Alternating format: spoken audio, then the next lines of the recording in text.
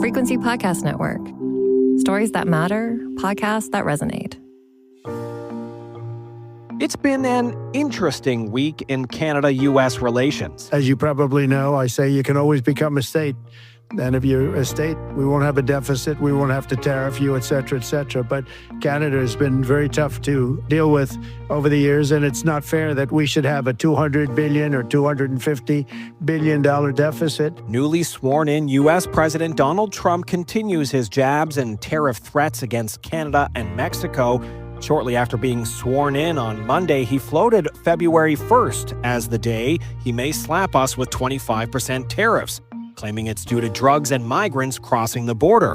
And as you heard, he keeps musing about a merger between our countries.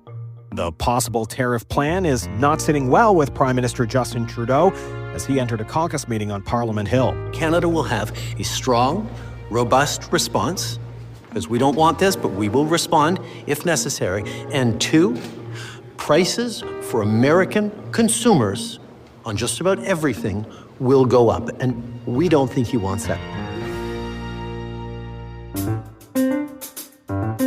I'm Cormac Mac Sweeney, and today on The Big Story, I'm speaking with Federal Innovation Minister François-Philippe Champagne about Canada's response to the tariff threat, the possibility of renegotiating our North American trade pact early, how President Trump may impact our electric vehicle targets, and who Champagne may support in the Liberal leadership race. I sat down with the minister at his office just ahead of a Liberal caucus meeting.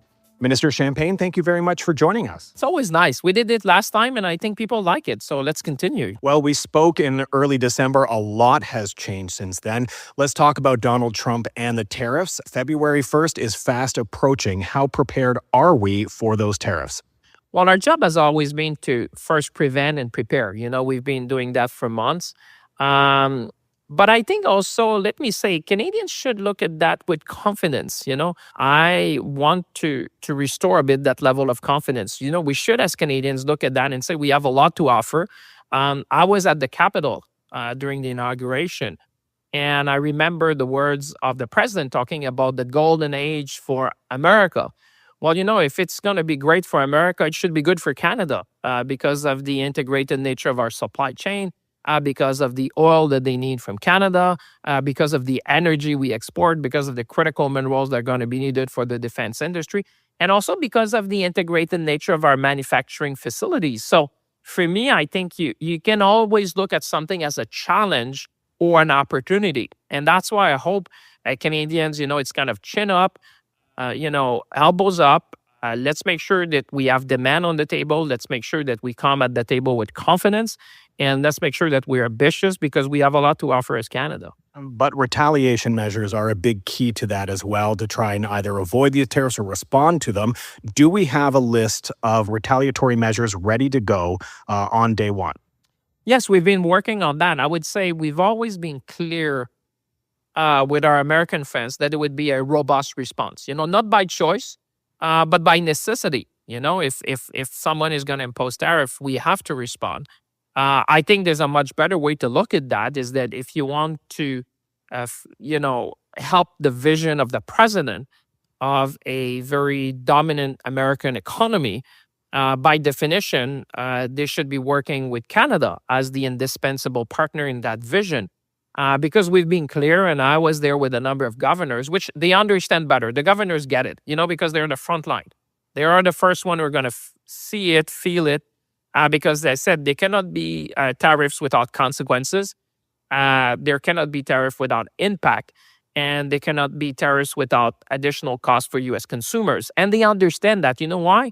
They remember some of the northern states. For example, when we had the blockade on the Ambassador Bridge that prevented a number of the free-flowing supply chain that we have, and they saw what it does to U.S. industry. No one wants to disrupt the supply chain. I think the president wants to make life more affordable. He wants the stock market to flourish. He wants American companies to flourish. But you know what? Then let's work together. That's the best way for achieving his own vision. What's going to be on the list?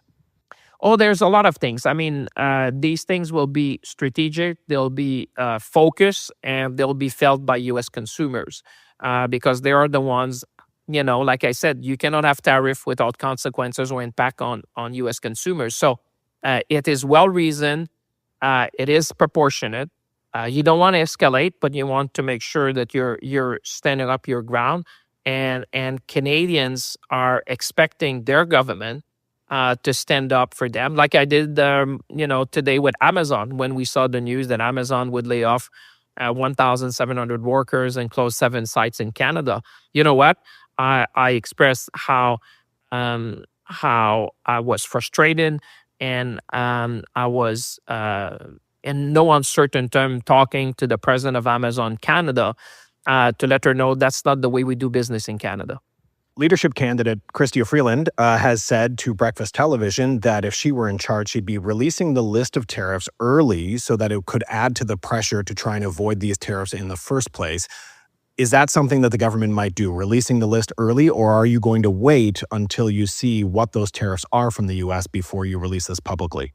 Well, from a government perspective, I don't think we should go into the detail of our negotiating strategy or putting that or negotiating in the public. Our job is to be strategic and to make sure that we engage with the U.S. administration in the best possible way to get the outcome we want. The first one is to prevent the tariffs, and if not, to have a robust response. But in terms of our own negotiating strategy, I think you would appreciate as a Canadian that you would want us to keep our cards to our chest as opposed to putting them on the table just right now. The Wall Street Journal reported some insiders saying that these tariff threats are a part of a strategy to try and spark an early renegotiation of our North American Trade Pact, CUSMA, USMCA, new NAFTA, whatever you want to call it.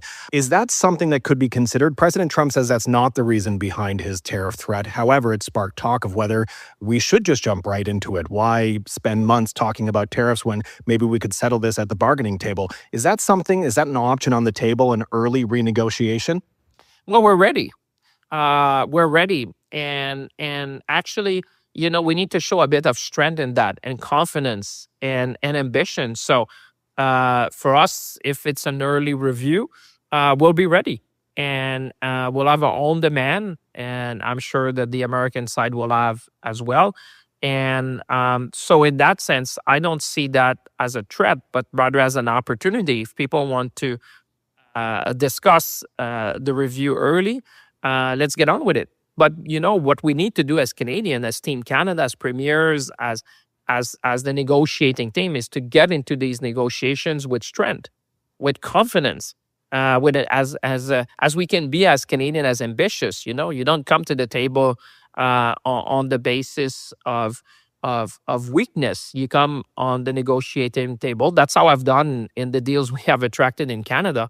I never went into these negotiations looking weak.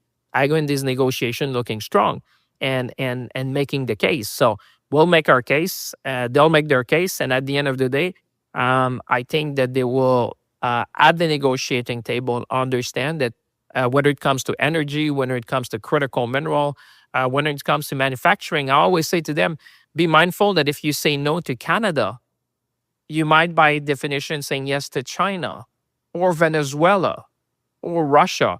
I'm not sure that's where the American people would want to go.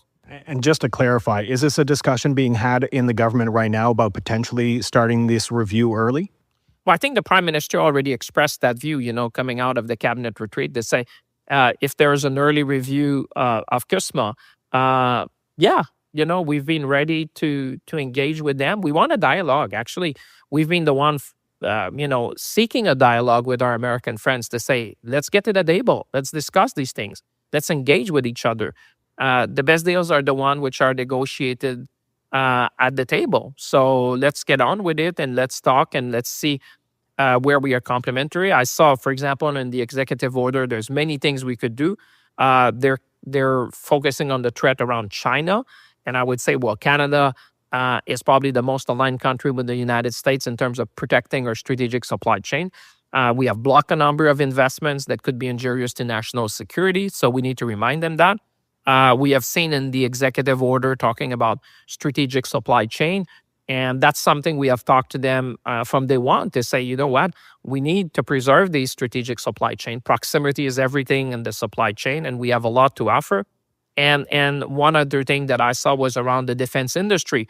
How do we strengthen our defense manufacturing capabilities in North America? And that's something which is very much front and center in our own thinking to make sure that these defense investments that we're about to make will benefit Canadians, Canadian workers, Canadian industry, and Canadian communities. Now, I want to stick with that defense issue just for a second, and I don't want to catch you too off guard, but just before I entered this office, speaking to the World Economic Forum, President Donald Trump said he wants NATO members not just to hit a 2% target for defense spending, but a 5% target. That's a more than double increase, and Canada still hasn't hit that 2% yet. Is a 5% target reasonable in your eyes? Can that be done? Well, I want to comment on, I've not seen his comments. I take it from you, but I'll let my colleague, the Minister of Defense, to address that. But what I can say, though, having spent time with the NATO commanders at a previous event we had together, I think a lot of people have been focusing on the number. I tend to focus more on the industrial military capabilities. Because today, even if you wanted to invest a certain amount of money, particularly the one you just described, I'm not sure that in North America, we would have even the industrial capacity to absorb those investments. Let's remember that when there's a number like that presented, that needs to be translated into procurement, and you procure from, the defense industry you have. I think that's why I'm saying it's a strategic opportunity when I see that discussion going to say we need to beef up our own defense industrial capacity in Canada and in North America, because to absorb even that kind of level of defense investments that is being talked to. More on the big story with Innovation Minister François-Philippe Champagne in just a moment, where we'll be discussing whether Canada has to change its electric vehicle targets now that Donald Trump is in the White House, and the Liberal leadership race. So let's talk about the executive orders that you mentioned a little bit earlier. One of them is to get rid of the U.S. mandate on electric vehicles. And Canada and the U.S. had worked in lockstep to set a 2030 target date for the production of electric vehicles. That's now gone for our largest trading partner. Is Canada going to give up on the 2030 target as well? Well, I think we always need to remain competitive. At the same time that he said that, I was in the room, he also mentioned that he wants to give American consumer a choice. And that reminds me as well that we should be mindful that one of his key advisor happens to be Elon Musk. As far as I remember, Elon Musk is the owner of Tesla. Tesla is the largest manufacturer of electric cars and has a market valuation of $1.3 trillion the last time I checked, which makes them the 7th largest, most valuable company in the world. So you don't need to take it from me, but it seems that the market believes that there's a future for electric vehicle. Otherwise, it'd be difficult to assume why would that be the 7th largest, most valuable company in the world.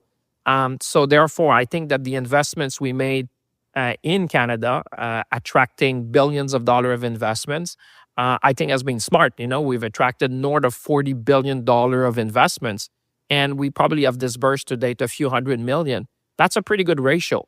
I would think that any banker would say, well, if you invest a few $100 million and get tens of billions of investment, that's a good ratio for the Canadian taxpayers. So that's the approach we've been taking, and I think us being on the front foot, us, chasing investments, and the results we have seen is going to pay dividend for generations. Let's remember that there's very few people in the world waking up in the morning thinking about Canada.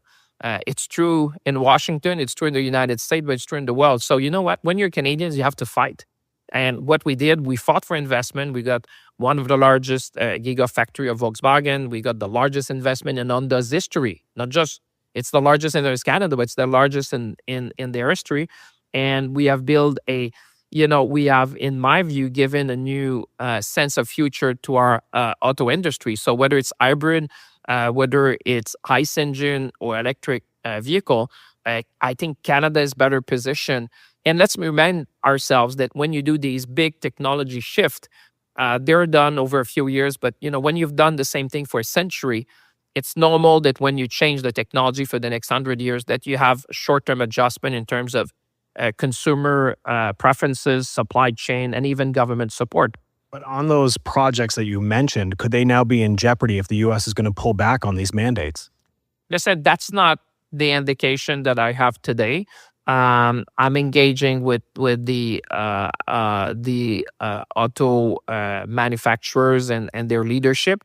I think people understand that, like I said, there is a future for electric vehicle, because otherwise the market would not give that valuation to Teslas. Like you see, there's kind of two camps in the sense that they say, yes, you have to be mindful. On the other end, I don't think, I think that the North Star of electrification is there. Now, could there be a pause? Could there be a longer time frame? Could it be some adjustment? Probably. But that doesn't mean that, I think, put it the other way, I think for Canada to have a strong position on internal combustion engine, on hybrid vehicle, and on electric vehicle is a good place to be, because now where the market is going to go, Canada will be ready. That was my job. And just to circle back to the 2030 date, could it be changed? Well, we'll see. I mean, I think he's called for a review in the executive orders. We'll see that. But like I said, I'm always reminded that a number of these investments were in southern states, which were key for the president's victory. And one of his advisors is the largest manufacturer of electric vehicles. So I suspect that he may have a bit of influence as to the future of that industry. Now, let's just talk really briefly about the Liberal leadership race. There are reports that you have chosen a side. You've picked the candidate that you want to endorse.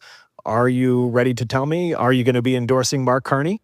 Listen, my mother always said, just take one big decision per week. So last week I took the biggest one, which was not to run this time for the federal leadership, despite the fact that, I had Canadians calling from across the nation. I had volunteers, organizers in pretty much every part of the country, colleagues who came.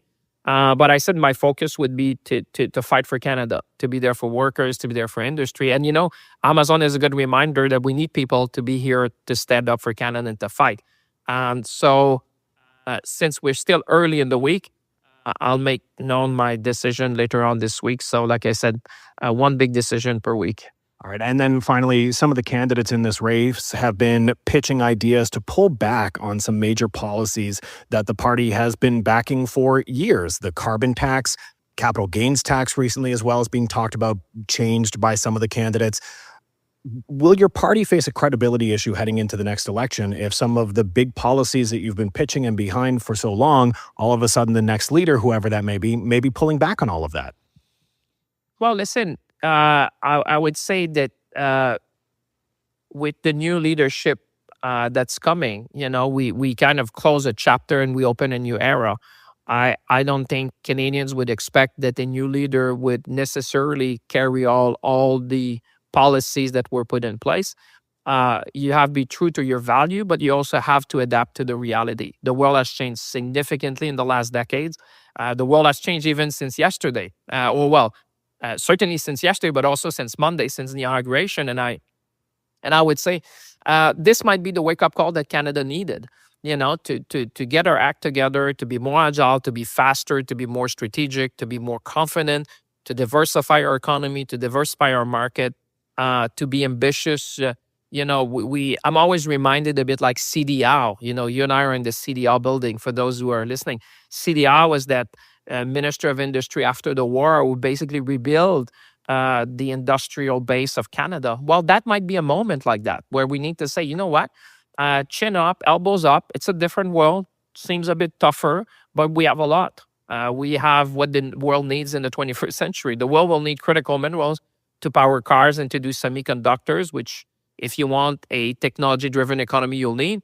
We have ample national resources to power our own energy future. We have a large manufacturing base. We manufacture cars, we manufacture airplanes, we manufacture satellites. We have a huge biomanufacturing capabilities, and we are a leader in AI and quantum. So when I look at the 4D, I look at the world in 4D. I know Doctor would say that's tough, but let's try. The first one, I see decarbonization, and I think we're ahead of the game, and climate change will be still a challenge for this century, whether we like it or not. That is still there, and we took steps to decarbonize key industry in steel, aluminum, and the auto sector. The second one is digitization. The world is going to become more digital, AI and quantum, and I think people would recognize that Canada is a leader in that technology in the digital world. I say demography, because demography is defining. Demography is destiny, and if you want to succeed, you need to attract talent, and I think we're a big magnet for talent. And the last one is disruptions. We're going to live in a world of disruptions, and we need to get prepared for that. And the fifth one, which, I can add democracy, in fact, I think you see that democracy in certain part of the world are being more fragile. So we'll need to fight for institutions, for what we believe are defining values for Canada. And so let's be ambitious. Let's seize the moment. Do you personally think the carbon tax and capital gains tax policies need to change? I think that it would be a mistake not to review them as we look at the future and realize that things have changed.